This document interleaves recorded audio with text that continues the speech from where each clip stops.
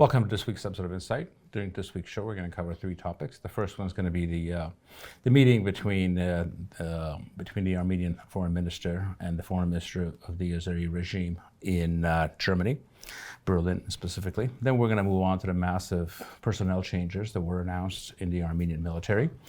And then we're going to close with an update on the canceled Vladimir Zelenskyy visit to Armenia. Before we move on to our primary topics, I want to give everyone an update on the Karapetyan family that we were trying to help a couple of months ago. The Karapetyans reported 120,000 Armenians that were ethnically cleansed out of their ancestral home in Artsakh. The Pars Foundation provided them with a new home, and our viewers helped furnish the home by coming together and being very generously providing the resources necessary to do so. So first of all, I just wanted to thank everyone who was involved in that process and donated to help this family, among many others that still need help. Last week, there was a summit meeting held in Berlin, mediated by the German foreign minister between the Armenian foreign minister and the foreign minister of the regime in Baku.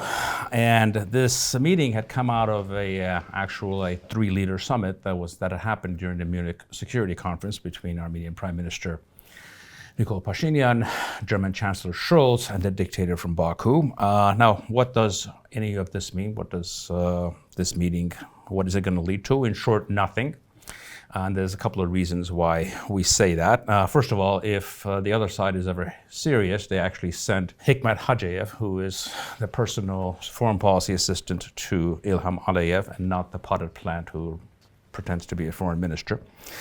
In the background, we also know that Ilham Aliyev was very angry about being pulled into the three-person summit with Scholz and the Prime Minister Pashinyan. And he felt that he was set up by the Germans, who were becoming the new European interlocutors, replacing the hated French.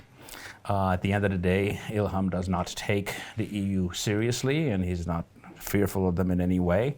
But he was more than happy to go along with meaningless meetings to make him look like he's interested in a peace process or signing an agreement when he's absolutely not. Now we're going to move on to important appointments and changes that have happened in the leadership of the Armenian military on the highest levels. These changes came about after the murder of 4 of our servicemen in Sunik by the gunmen of the Aliyev regime. There were 9 people from very high positions that were replaced by new appointments, 7 of them being very much younger and very much Western-oriented in their training. So what we want to do is we want to go over a couple of these specific names and who they are and why they're relevant. The first one, most important one, is this gentleman named Artur Yeroyan, who's the deputy commander of the army. In real terms, he's actually the actual commander. He's well known for being very pro-Western, NATO trained, and he's the former head of the peacekeeping battalions and the former head of the Vazgen-Sarkisyan Military College, who's under his tenure actually went through some dramatic reforms and changes. They have drone training facilities, language courses, and other college, and he actually got the college accredited internationally. The second person of note is a gentleman named Arsen Mangasaryan, who's the new head of the Vazgen-Sarkisyan Military Academy. He also was the former head of the peacekeeping battalion. So what we're likely to see is that the same reforms that were started under his predecessor are going to continue.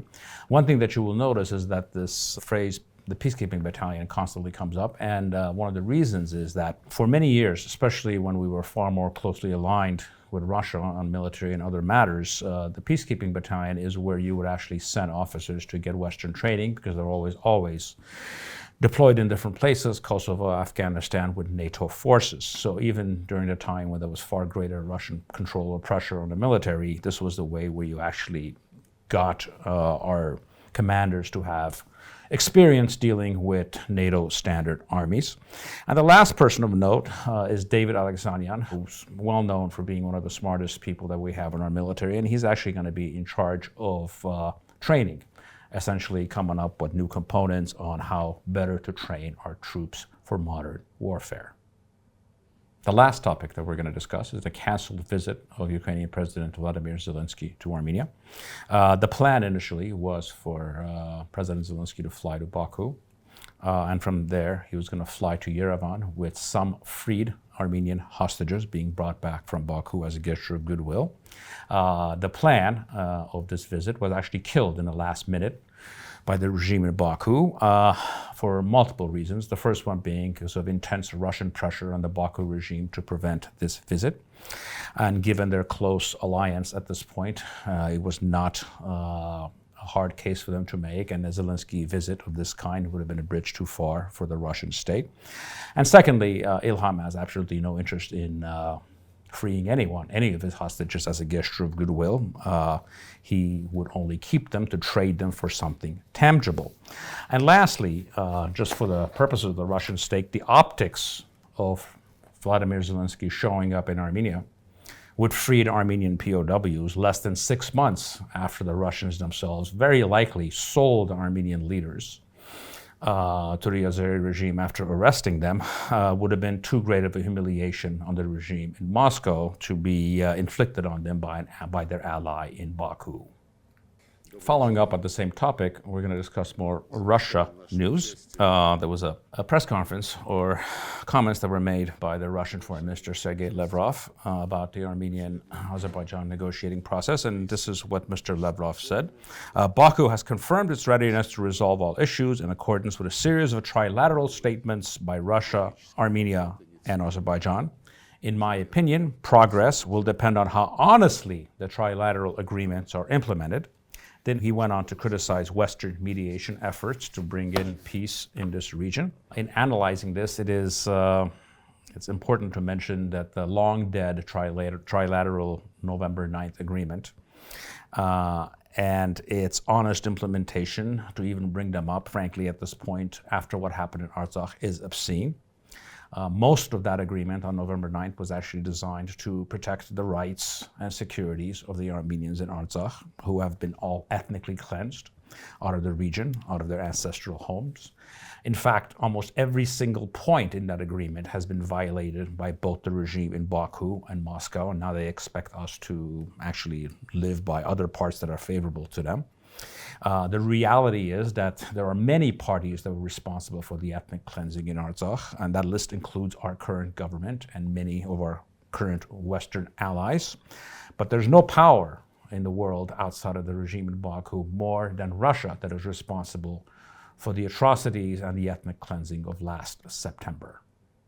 In conclusion, there's actually a historical analogy to the shamelessness of Mr. Lavrov's insistence on the relevance of the November 9th agreement and how they need to be carried out. There's a story about how during the Armenian genocide, young Turk leaders actually visited the U.S. ambassador to the Ottoman Empire, Henry Morgenthau. And the purpose of their visit was to demand life insurance payments for the Armenians that they had murdered, people who were rich enough to buy life insurance with American companies. And they wanted to collect them because the people they had murdered are no longer in a position to collect them.